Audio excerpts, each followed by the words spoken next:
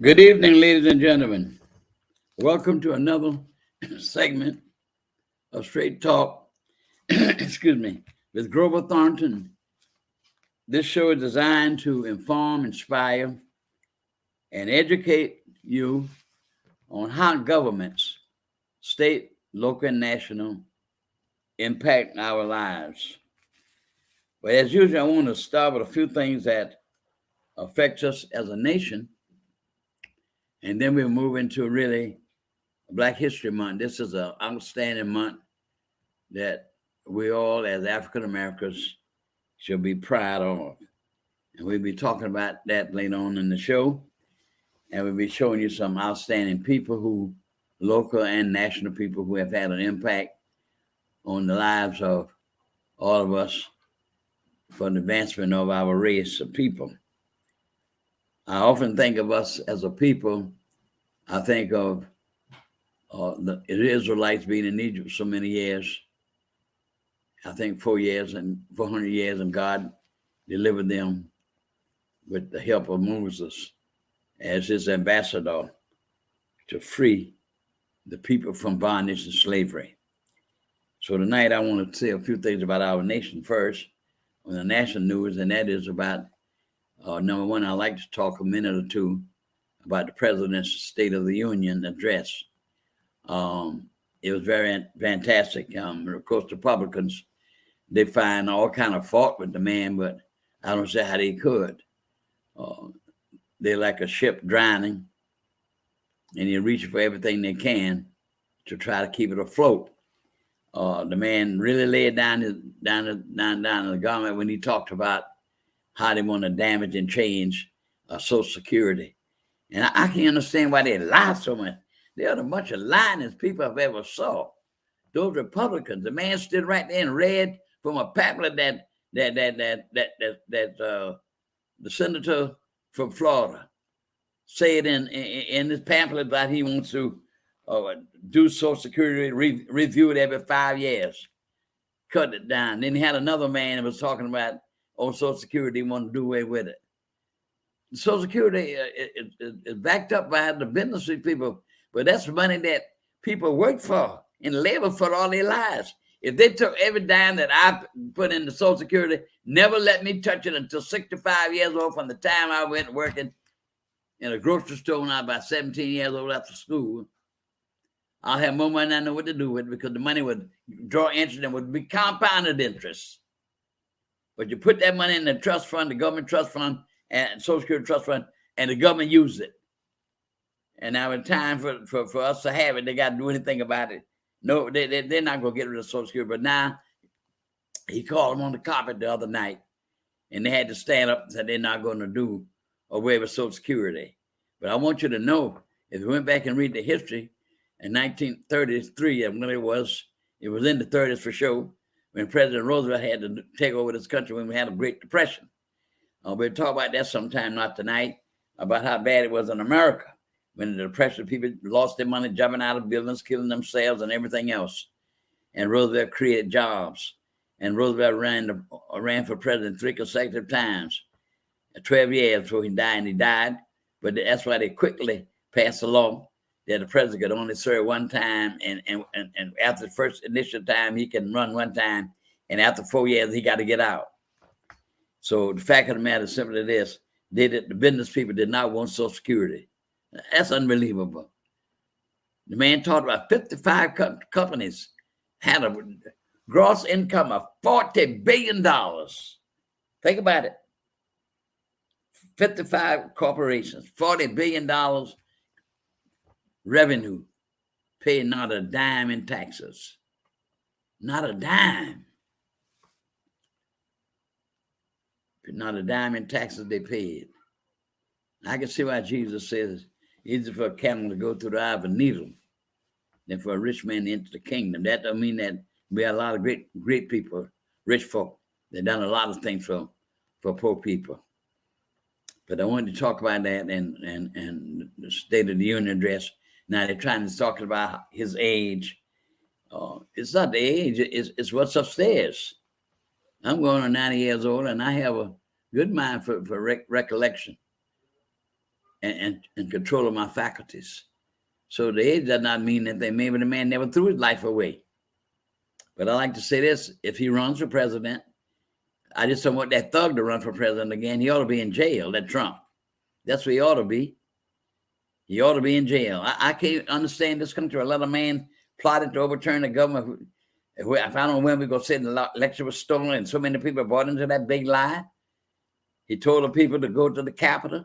They did everything you can to bust up the windows. I'm watching TV one night after the 6th. Later in that night, they didn't show all the pictures during the day. They broke up furniture all in the place. They tore up furniture. Thugs. Then he told people to go to the White House. You have a jam time. Then he sat in the dining room in the White House. Well, all that went on for almost 2 hours, I'm sorry. Tearing up the country. Police officers protecting the Capitol. Several of them were dead, beat to death with the flag, committed suicide. Some of them lost their children lost their fathers. Now they're without their fathers. And now this man talking about running for president. I don't understand this country. I bet Obama couldn't do it. He'd have been in jail. That's where he needs to be. And say he's running for president again. That's what I can't understand. And nobody wants to come out in the Republican Party and really challenge him. Now they talk about and subpoena fence to come into the Justice Department for questioning. I can't understand this country sometimes. A man like that should be in jail. Next time we'll talk about doing this speech on the Heckerton and the you're a liar. That woman, Marjorie Green Taylor, that's an ignorant woman. That is one ignorant woman calling her a liar. You lie, you liar, you liar, you liar. Something's wrong with her. She has a mental problem. She has a mental problem. You should respect the presidency office. You don't have to agree with what he says if you don't agree with it, but there's a medium for you to express your views. Let the man speak in dignity and listen. Like the man in Obama's speech, he holler about you lie. They have no training, no respect. And Mr. Pelosi, as much as I think about her, wonderful job she did, one of the best speakers in the history of the country, she tore up Trump's speech that day. That's not right. That was rude. Express your views after the man finished speaking. Give him the respect the office of the presidency. That's my views. Now, on this balloon business going on, now the Republicans first start criticizing the man. What do you want to do? Shoot it down and flying over Montana? What? Shoot it down, let it fall in a neighborhood, kill people? The same thing with biggest 3 or 4 football fields. The first one they shot out of the air. But the Pentagon and the generals who we depend upon their views, they have training in the U.S. military academies and stuff like that. They advised the president to let it get over water. And they shot it down. Now they're collecting the pieces to put it together, see what kind of information that they were trying to secure. But the fact of the matter is, if he'd have shot it down and fell down on a housing project, killed people first in the Republicans, he should have known better. Ooh, Lord have mercy. But anyway, I wanted to talk about those 2 or 3 things before we really got into this is the History Month, Black History. And I wish that I could talk to every young child. They're trying now to get rid of Black history in the school system. Especially that DeSantis man, that governor, something wrong with him. Something's wrong with that man. They're talking about one to be president. Who wants a racist man to be president? Start off being president, a racist. He does not want, like a man called me one day and he said, "This is Mr. Thornton." I said, "It is. What can I do for you?" And he started talking, Mr. Thornton, we having all kind of problems in this country. I said, "You can say that again." And he said, right, let's take, for instance, this critical race theory. I said, "What about it?" I said, "Wait a minute. Don't you respond. Let me respond. You white people do not want the white children to know what a savage you were and how you treated Black people. You want to whitewash it. You can't whitewash history. That history be history. At least the country did have enough sense in the man Mr. Roosevelt, Mr. Lincoln, in God's own time, you thought God gonna let us stay slaves forever? This is God's world. The Egyptians thought the Israelites would be in there forever, but they soon find out. So I say to him, that is why y'all worried about critical race theory. Now, we're in the midst of February, known as Black History Month. Originally, it was Black History Week, and it was started by a professor at Howard University, Carter G. Woodson. He was a professor of history at Howard University, and he had the vision to start Black History Week. And it went on since 1967, I think it's 67, that it has been designated by all the presidents to recognize Black History Week. Black folk made a lot of contributions to this country. You see, the biggest problem is the people don't read, so they don't know nothing. They don't know anything because 500 Black folk, many of them gave their lives in the American Revolution when they're fighting the British before you even had a country, the colonists, the 13 colonists. Black people gave their lives fighting in the Revolutionary War with George Washington. One of the outstanding men that gave their lives was a Black man. And not to think about Mr. Banneker, President Jefferson praised him and said, well, his color, what outstanding man you be in this country. He helped lay out Washington, D.C. Well, why they don't want the white children to know that? Why they don't want the white children to know all the accomplishments? Now, tonight, I'm going to be talking about some pictures in my office. I have my associate in my office, and she's going to show the picture in a moment. I'm going to tell you about each one of these pictures. And I want the national people and local people that I don't understand why they don't want people to know that, but I can tell you this right here. If they had somebody dying and needed an operation and needed a blood transfusion, they better praise and thank God for Dr. Drew, the man who created the blood bank, Charles Drew, a Black man. Now, why do white folk don't want the white children to know about that? Why they don't want what Black children to know? If a white child was in the car with his mom and stops at a red light, see all these fine red lights shading, going this way and that way, and this arrow to this way, arrow going that way. Tell you when to go straight, when to make a left, when you make a right, etc. A Black man created the red light. Garrett Morgan, a Black man. Why didn't I want the white children to know about that? Why do you want to be so racist in their thinking? They're trying to get in touch with the school board. Got the school boards piled up in the meeting with the school board, trying to use tactics and fear among these school board members. They don't want to know about that little young lady, Ruby Bridges, I think her name was. Little girl, 6 years old. Thousands of white people whooping and hollering after her, trying to integrate the school. Took all the Black children out of schools because of one little Black child. How can you be so much hate? And then they turn around and go to church on Sundays and sing the song, "Dear Lord, Father mankind, forgive us our grievous deeds." And they know they're full of hatred. Hatred all in them. They need to change their lives, I'm going to tell you that. One lady came all the way from Boston, Massachusetts. One white woman, retired school teacher, and taught that child in first grade. That's terrible. And America is supposed to be a country of democracy. Yes, they did wrong, bring the slaves in here and worked us for our generation of young people over 200 and something years, from 1619 to 1863, when the Abraham Lincoln Emancipation Proclamation. Working free, like Lincoln said, toil without revenue. He said himself that I would not be a slave and I would not want to hold a person a slave. Taking away a man's right. And then you write a Declaration of Independence. But like Carter Wilson wrote in his book, all the things about what we've done and the things we need to do.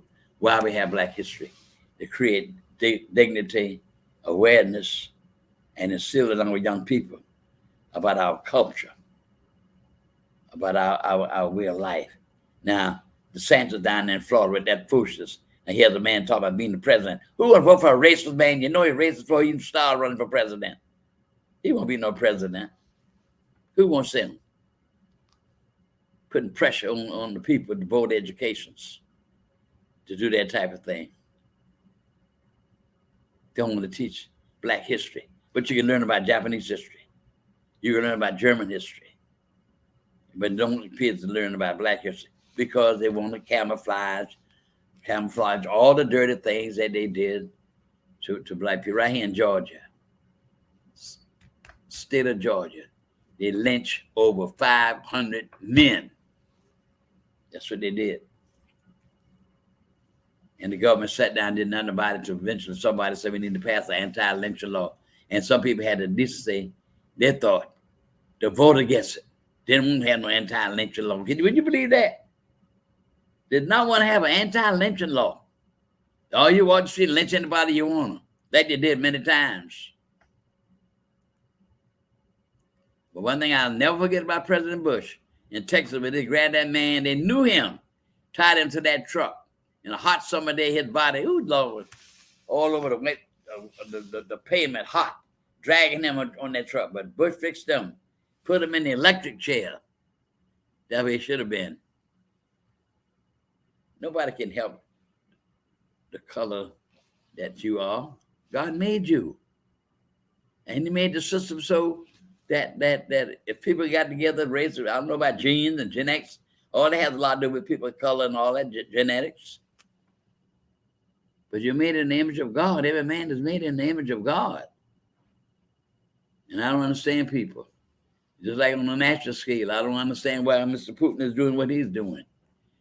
Bumming up hospitals and places where women having babies, and the man is crazy.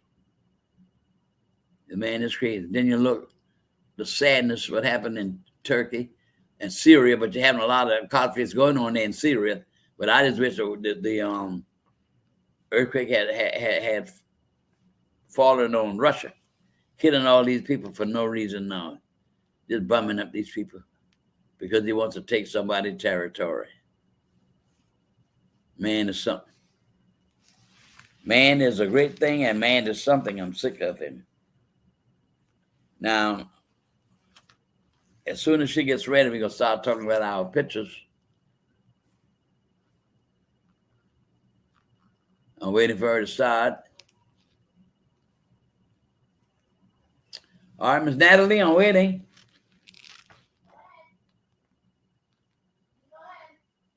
I'm waiting for you to start our pictures so I can start explaining to the people.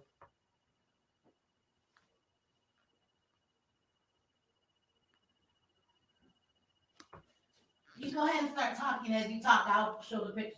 Keep going. I'm ready. Okay. Well, we're waiting for the pictures. We're looking to show you some of the things that some of these outstanding people that was in our history, and some of our people that are locally that worked in the civil rights struggle in Savannah. And I was reading today of the letter that Richard showed, the letter that Martin Luther King took from jail. While he was in the jail, he took time to write this letter because the ministers was complaining about him. And as soon as she started showing me the pictures, I'll be able to explain the one that I have in my office on my wall, which I call it the Black Wall. But we have so many things to be grateful for as a people. We've come a long way. There's been no race of people like black folk who couldn't learn. You went to jail. You couldn't learn to read. You couldn't do nothing. And yes, in all this many time, we made tremendous strides, great accomplishments. I often think sometimes because of the racism, where somebody some young man or young woman might have had great potentials in science. So, well, I don't have the money to go to college. I can't go, so I just won't do nothing. Who knows? Might have gotten in school and invented medicine to do away with cancer. We don't know what the laws because of racism, segregation, and racism. I don't understand it. If we as a people, like we weren't part of the country. And I always say I cannot understand how in 1940s we had 48 states in this union, 48. And 35 of them would let 13 of them dictate to them. I can understand that. I cannot understand how with 35 states will allow 13 states, all of the southern states, to really keep black folk down. And everything in the North wasn't sweet like it should have been, but it's better than the South. That's why so many black folk went north. They went north because, excuse me, they got better jobs. Now, we've come a long way as a people, but there's a lot of things we don't have to do as a race of people, which I will be talking about. Black History is more than just 1 month. And the reason why somebody said, well, why is it in February? Now, if you're ready now to start, well, I see the first picture here. I hope you all can see it. This is the picture of the letter that Martin Luther King, Dr. King wrote when he was put in jail in Birmingham. Now, this, I read it. You see how long that is? It has a lot of paragraphs, a lot of print there. But I read it about 4 times. And I read it again today, just to refresh my mind. This, he was responding to ministers in Birmingham who said what he was doing, they criticized was unwise and untimely. I can't believe that. And Birmingham was the worst, as Dr. King said in this letter that he wrote to the ministers. He was responding to ministers, people in the clergy, his ministers. He was responding to them. And he was saying that they talked about all the laws that was in Birmingham. He talked about just laws and unjust, and he explained what a just law was.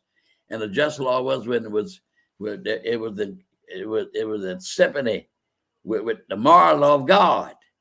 And an unjust law was the opposite.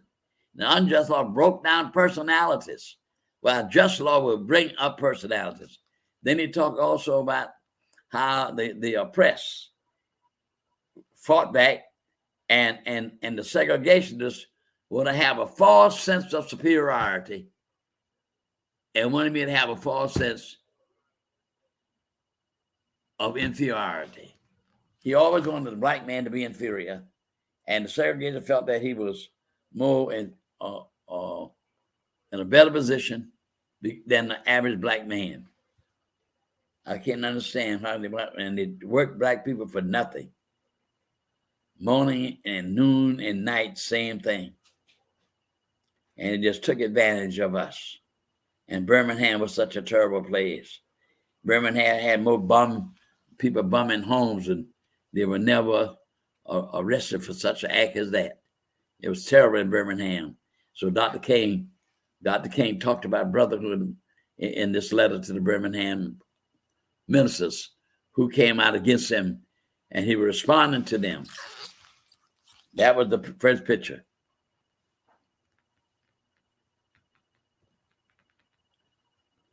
All right, well, another picture. All right. That's what my one. Now let me see which one is this. Now this small picture here that I put on the wall, I showed that before one time. Last year I'm showed that was an old lady walking with a hoe and a big barrel of cotton. And that old lady should have been somewhere sitting down, but have her out there in that heat, picking cotton. And there she is walking with a barrel full of cotton. So that's that other one picture. All right, we move to another one. Now, all right, this picture here is it's 2 of them. This is one.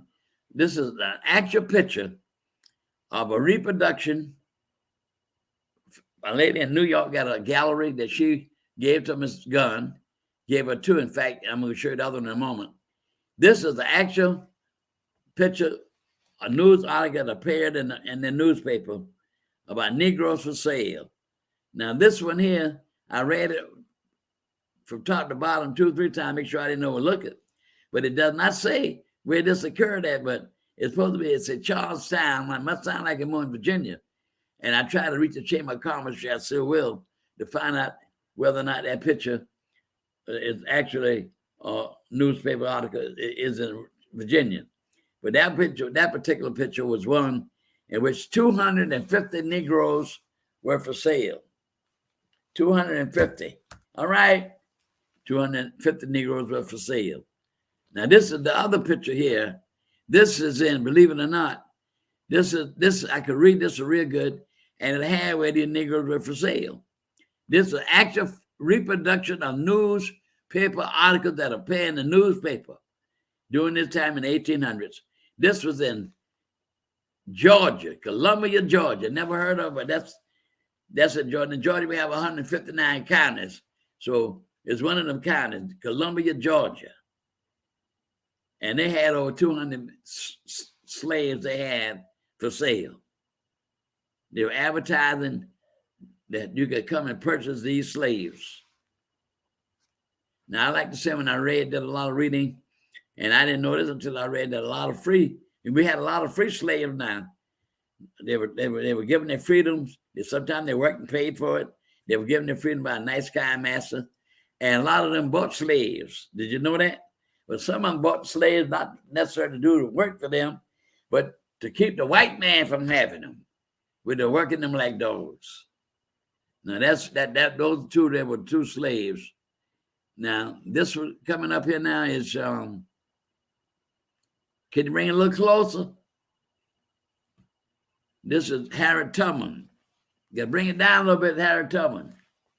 All right, Harriet Tubman right here. Now, she was an escaped slave in 1849 from Maryland. And she escaped, and she went back. She took over 200 slaves with her and got hooked up with the Underground Railroad. And she would take them right on from there to Pennsylvania. Now, let me say this to you. A lot of people say, well, why did they go to Detroit? Why did they go to New York?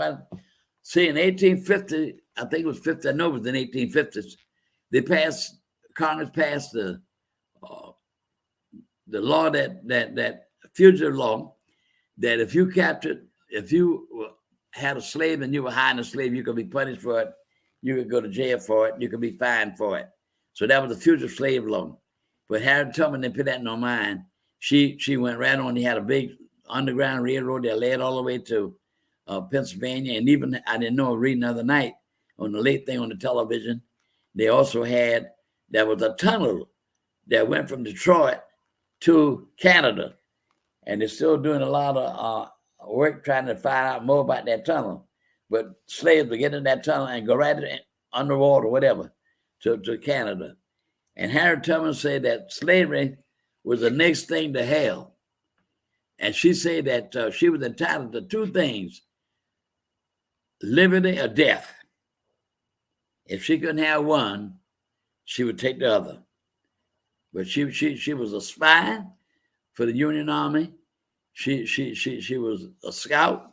She was just a great person for freedom. They once talked about putting her on a $20 bill. I don't know where that is.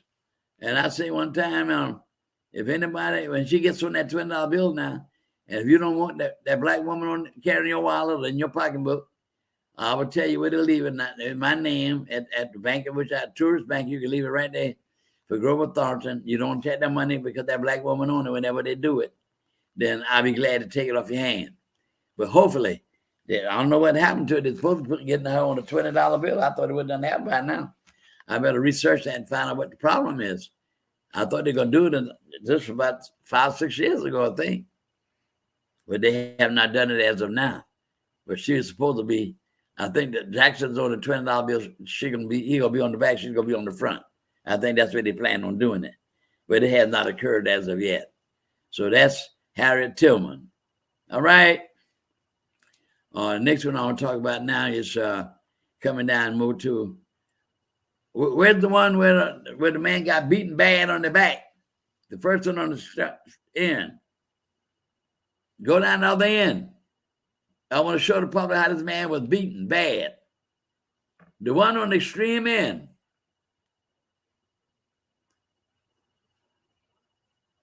I want the picture of the extreme end. That's it right here. That's it right here. This gentleman right here. I wish you could look at his back. Look at his back. Look at it. I don't know what he did. He might have been a recaptured slave. And that happened in Mississippi. I think it was Mississippi. Florida or Mississippi. I think it was Mississippi when I read it. Look at his back, how they beat him to death. Terrible. I don't know what his punishment was, but he paid a price for it, his back. So slaves were mistreated. Terrible. I told you when I told you about Uncle Tom's Cabin, how they were treated. So those are the ones that pictures I want to show you about in the 1800s. But now let's come down to the 60s now. Talk about a lot of people right here locally. We had a lot of excellent people here in this city during the civil rights struggle. And I want you to know, if you were born after the 60s, you don't have no idea what we went through in Savannah. But I got to say, now there's Mr. W.W. Law, who was a great leader than Mr. Law.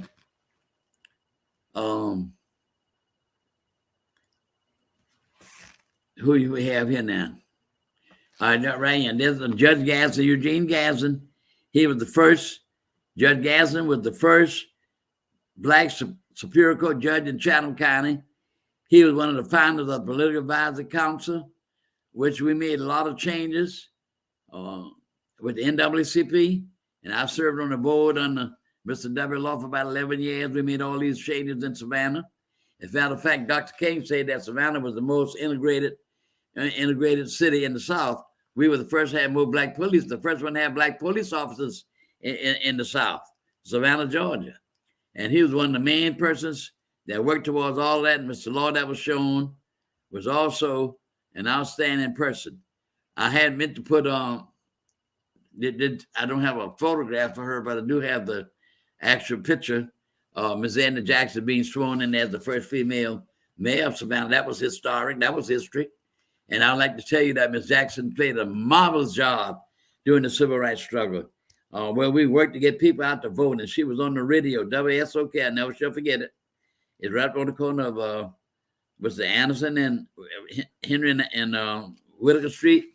That Ms. Jackson was outstanding on the radio, encouraging people to get out and vote. And that's what we did. We really got out and put the balance out for people to get out and vote, because the people at that time really followed leadership. That's why we made the progress in which we did make. Judge Gadsden, W.W. Law was president of the NAACP, that they threatened to blow up his house and all that kind of stuff. They fired him from the post office. And NAACP leadership, Mr. Wilkins, the big leaders, got back to President Kennedy, and President Kennedy put him back on his job and had Mr. Day. Now, that's been a long time ago, and I still remember that man's name. I can't recollect his first name, but his last name was Day. He was the postmaster general, and they made some kind of statement that Mr. Long, I wouldn't have him to bring no mail to my house. He didn't even know the man. He didn't know the circumstances. And he turned around and made that statement. But I got news for you.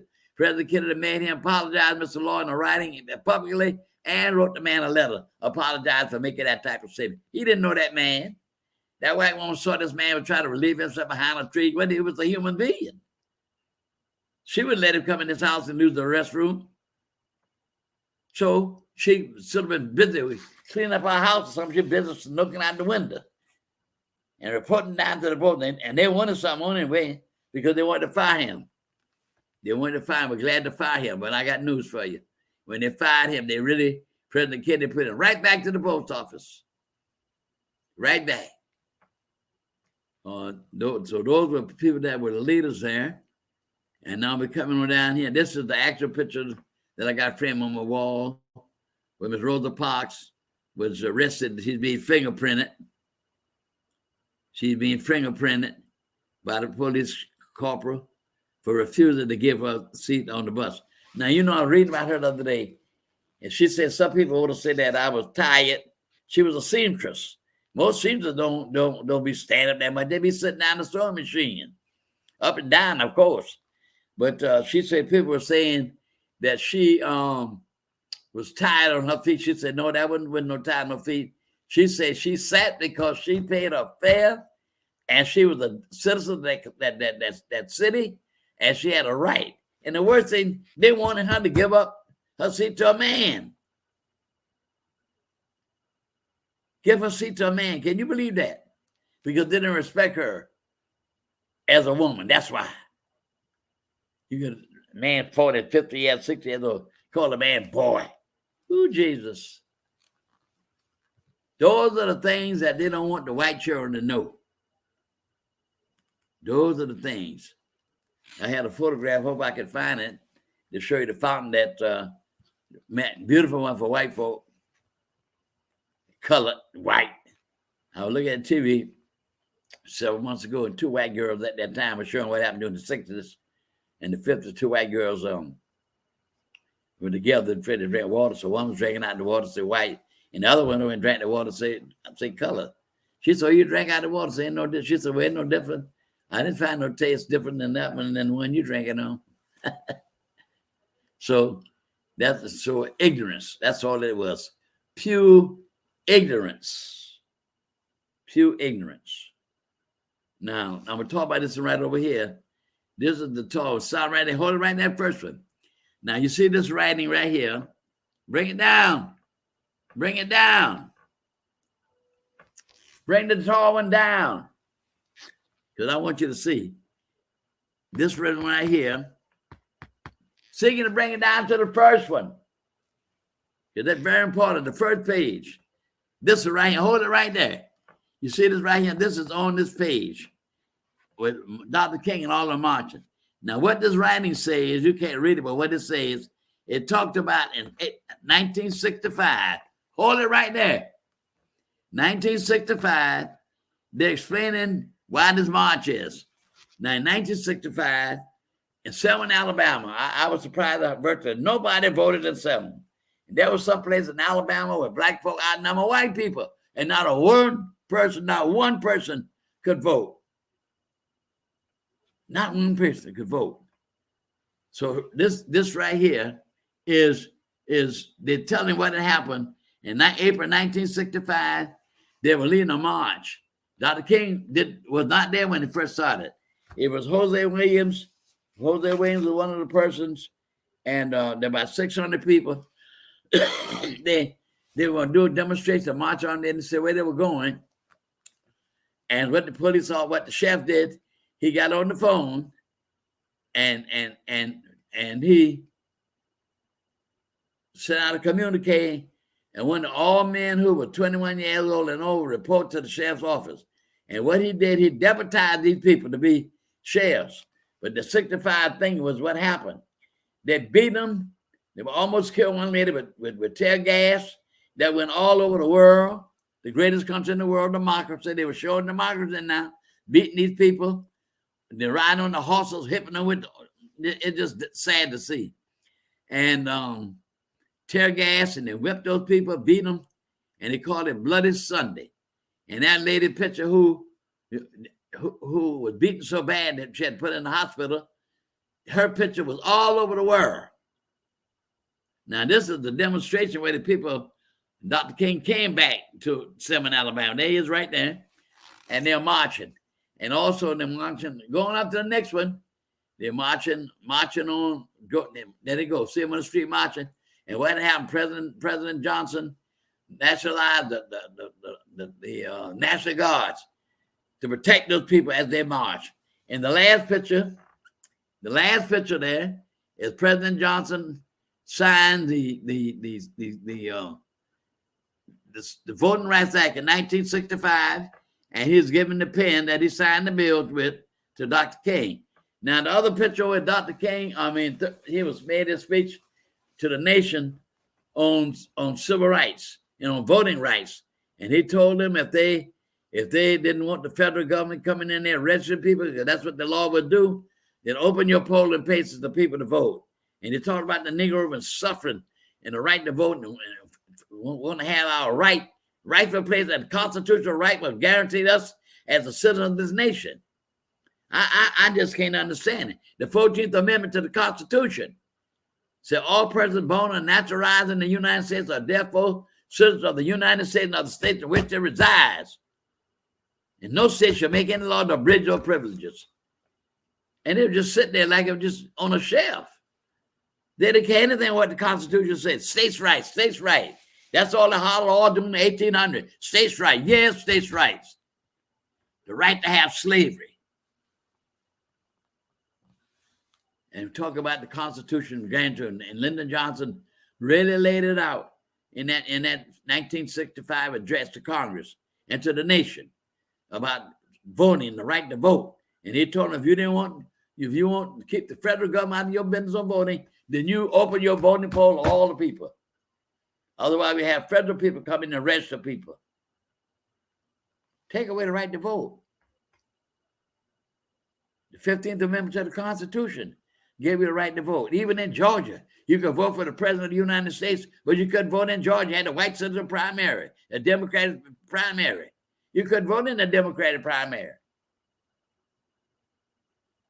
And to the NAACP, Thurgood Marshall, argued the case, federal court, Texas, and knocked down that system they had with black folk. Only against black people.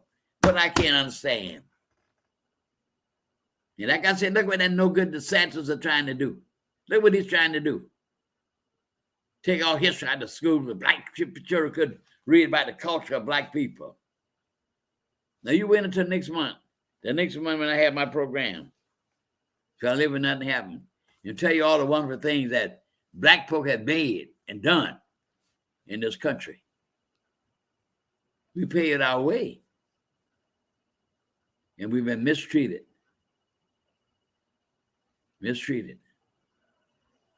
You got so many evil people in the world. And those are some of the things that I want to show you these pictures that people did such a marvelous job in our nation to bring us so far where we are right today as a group of people and as a race of people. That's what we're attempting to do. To have civil rights and justice and lead our rights to our children. The generation of unborn black-born children had not even been born yet. That's what we're striving to do. We're striving to make life better for them. And we have a lot to do as a bunch of people. And one of these programs, I'm going to talk about our responsibilities that we need, particularly to our young men, that what we need to act as men. Now, when Farrakhan had that big million man drive and march and Washington, all these million men, he spoke to them. I'm not talking about that man religion, but I'm talking about the way he spoke a thing about this democracy is supposed to be. And he challenged these men to be men. You have a responsibility to take care of your family. It's a man's responsibility, not the woman's responsibility. It's a man. God put a man in charge. So we need to step it up. We need to leave these terrible vices alone, like drugs. So many thousands of men incarcerated with that vile drugs. Terrible. And sad thing about it, you had your leaders in these cities, these people in high positions. They're the one bringing the drugs here. Poor black people, they have no airplanes. They don't have no ships.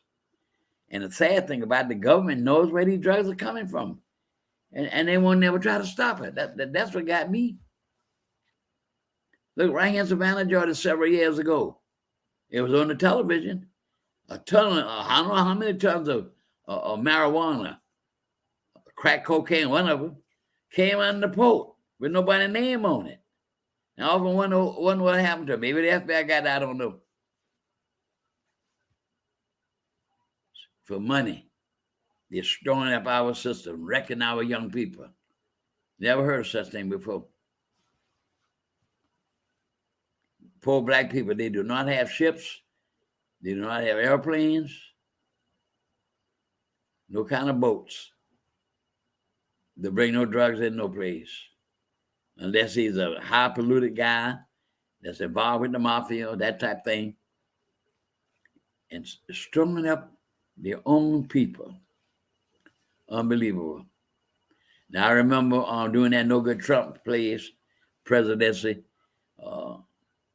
That President Trump, because of that guy, Cornell, whatever his name is, I don't have respect for him.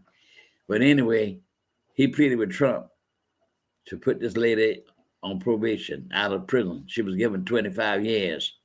But she was not a little person just walk around with a drug. She was a big kingpin. And she got out of jail. I don't know how many times she made on the 25 years, but when I look at how many people she done ruined, how many young men killed each other by drugs that she helped spread in the community, how many men preyed on young old people that she spread in the community. Drugs. We got to get our young people away from that. Young men got to be more men.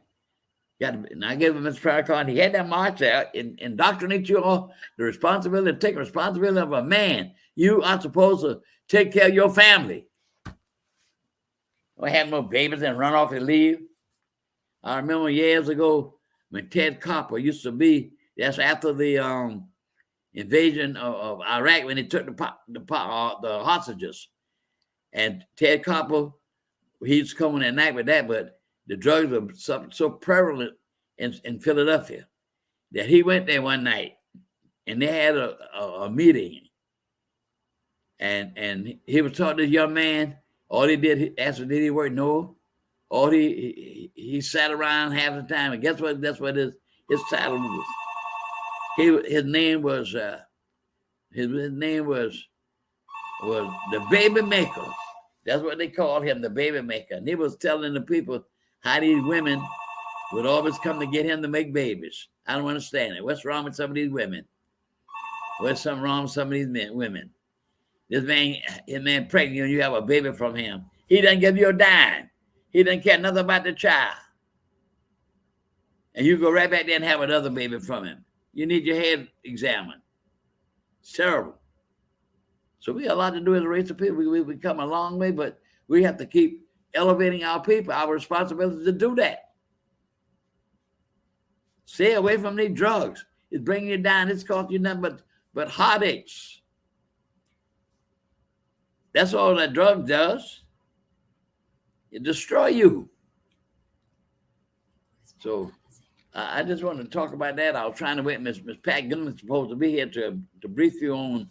For my time is up. It's too bad if she doesn't get here. She's coming. She's coming on. Just one minute. I'm sorry. She's coming on. Just so I thought I'd give that little lecture while Ms. Gilman come in to talk about remember sometime once or so I told you about the square downtown named after John Calhoun, who was the vice president in the 1800s. And he was a smart man. He was one of the most brilliant men in the Congress. And he said he was from South Carolina. And he said that slavery was not a bad thing, an evil. It was a positive good. I couldn't believe somebody would say something like that, but that's what he said. He said slavery was a positive good. And so I don't know what people here in Savannah, they named a square after him. They named a square after him. So the city council finally voted 9-0 to remove the name. And Miss Pat Gunn and a few people, it was their idea. And now the name has been removed. I don't know why the council didn't come and say, we're going to name the square after her, period. Unless there's a law saying you can't do it. A law saying you got to do this or got to do that. Well, why the law was in effect, didn't try to do anything about it, was named Calhoun all that time. But the fact of the matter is this. It's awful. The next step was how we're going to do the name of this square after this lady. And the council has already voted to remove it. And I don't know why they didn't go right on the name after the lady's name is Susan K. Taylor.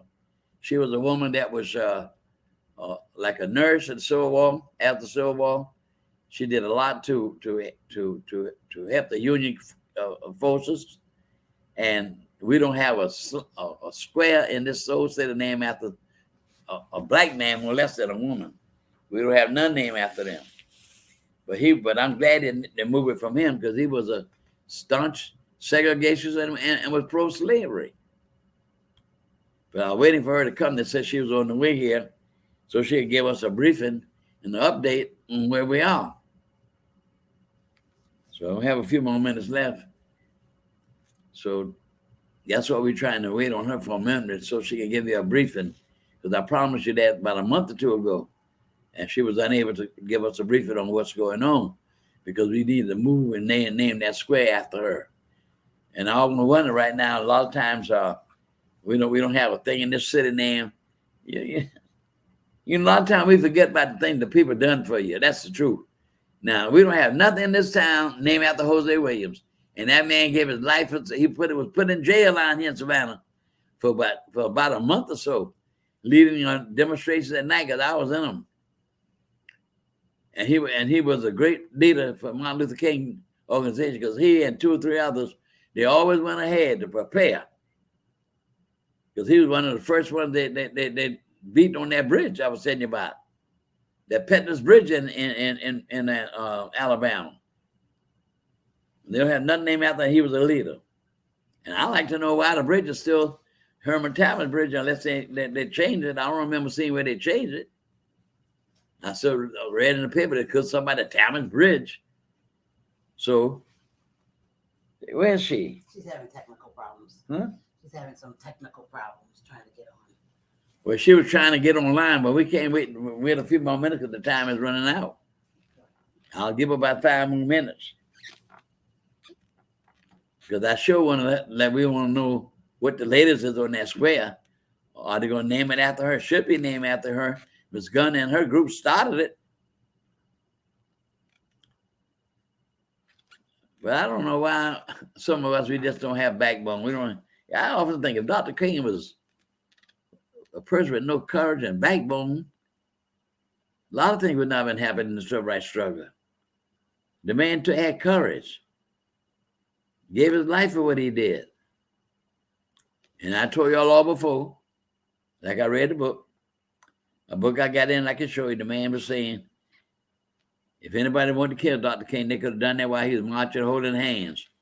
But when he started talking about that Vietnam War, messing with that money, that's what they were doing to him.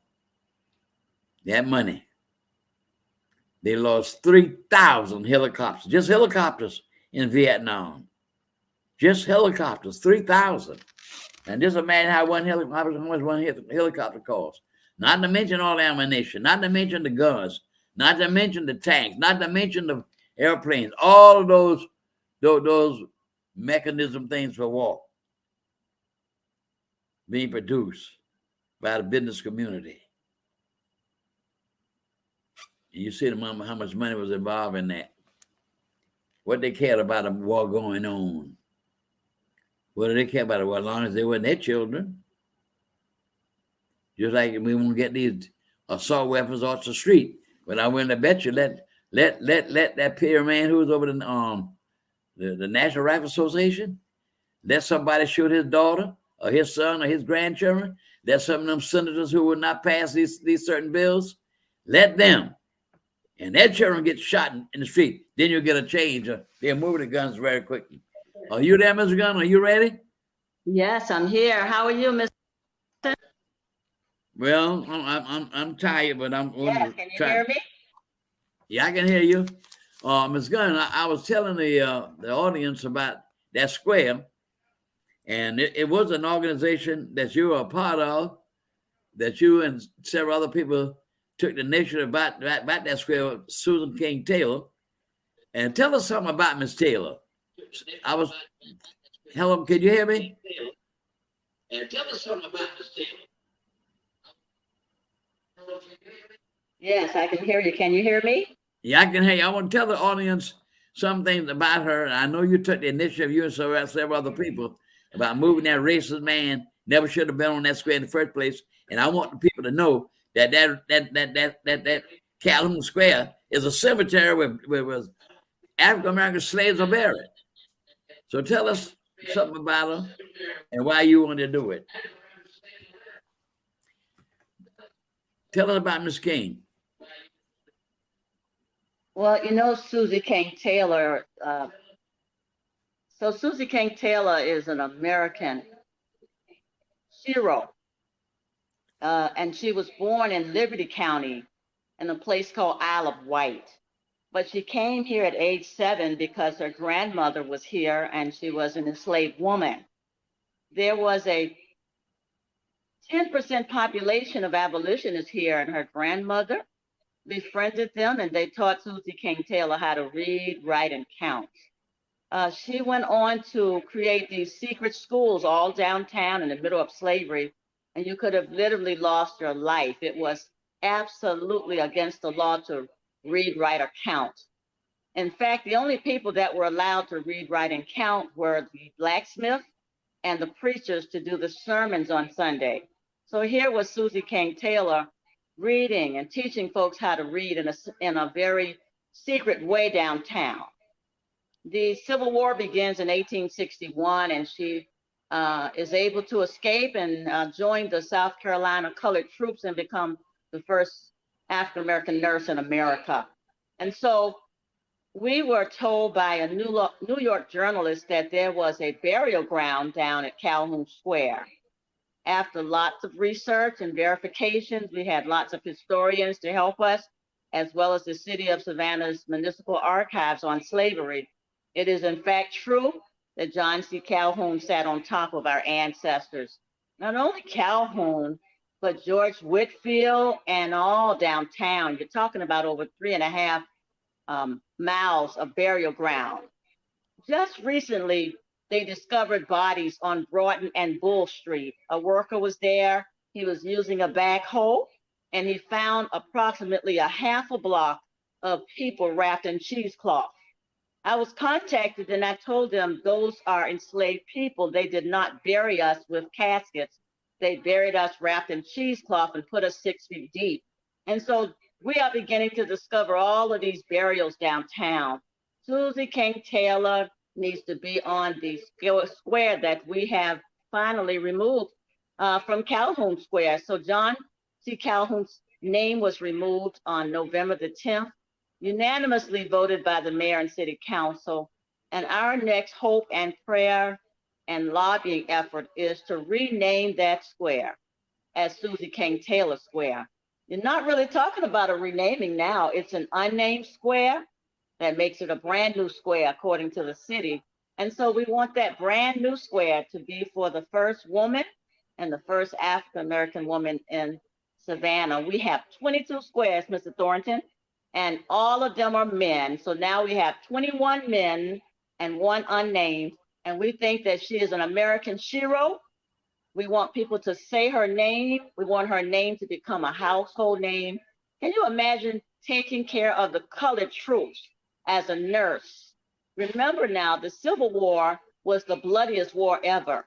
Therefore, it was impossible for her to treat white soldiers. And so I want you to know that Susie King Taylor matters, and she has earned the right to be in a public square. And so we want people to help us to contact the mayor's office and tell them, say her name, Susie King Taylor. She's so deserving of being in that public square. It's located in the 400 block of Abercorn Street, waiting for her name to go there. I can see it now in the middle of that square. Yes, the question I want to ask you is, in your judgment, I can't hear. That's why you said 22 squares. You say now no African man. You don't have no men name, no women or men name on any of the squares. So that was I was talking to a friend of mine, and he was knowing the community real well. And I was talking with him about the square about a week or 2 ago. And he said, well, that was your idea along with these other people who thought about pushing this project. So why they don't want to come out and just go in there? What's the hold up? Do we need to demonstrate? Do we need to put people together and put a march on the city council? At least they voted to remove the man. So why they can't go to the next step and name the thing after the woman? What's the hold up? If you had taken initiative, that square would still be there. John Calhoun. The city officials, Mayor Johnson said he wanted to. Come on, let's just be truthful. He wanted to create a process, and the process has not been released to us. So while we're waiting for the process, we have started a citywide campaign called Say Her Name, Susie King Taylor. And we want people to begin to call the city and say that we think that this name should be Susie King Taylor. So that's what we're waiting for. The hope was that we would get John C. Calhoun's name removed. And then the next motion would be a motion to put her on that square. That didn't happen.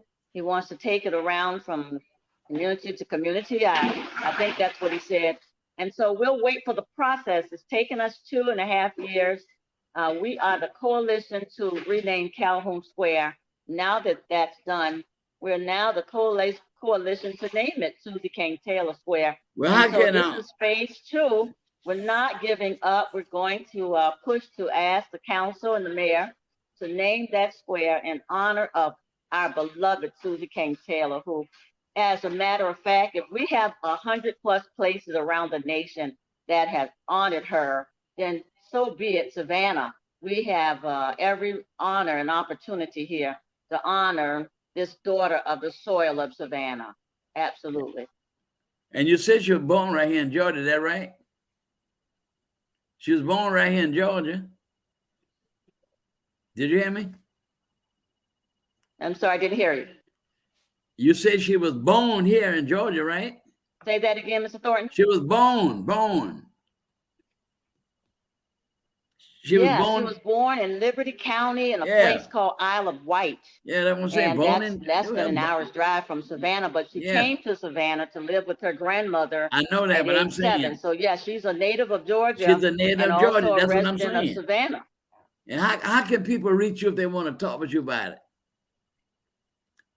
What you ought to, Yes. people want to contact you. How can they contact you? They can contact me at my phone number. It's 912-547-5937. They can contact the coalition at that number, and we'll be glad to give you information. We also have a citywide petition on our website. It's www.centerforjubilee.org.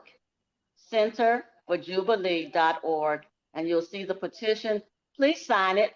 What we want to do is to give it to the mayor and the city to let them know that the citizens are engaged and they want this public square to start getting some equity. We need some women on the squares.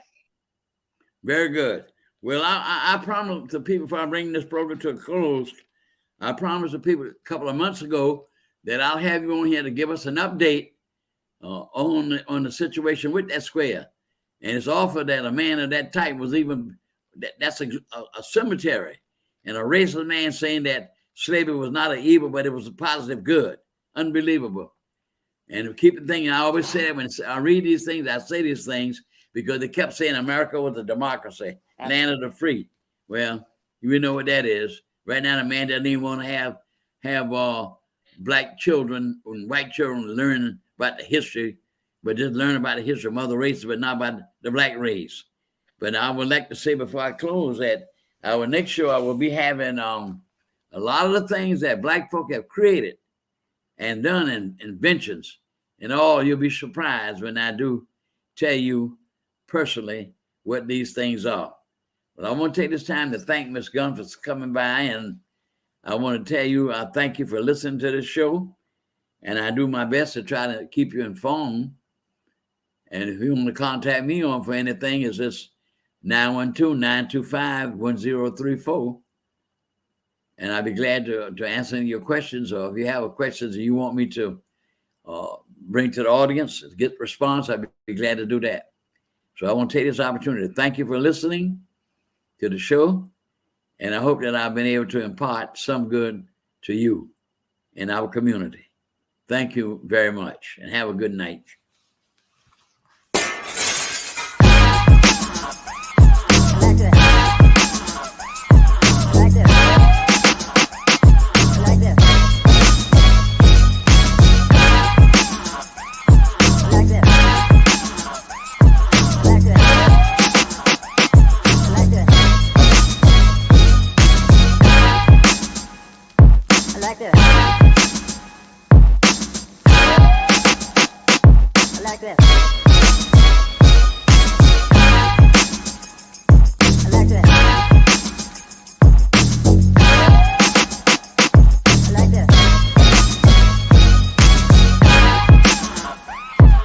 like this. I like this. I like this. I like this. I like this. I like this. I like this. I like this. I like this. I like this.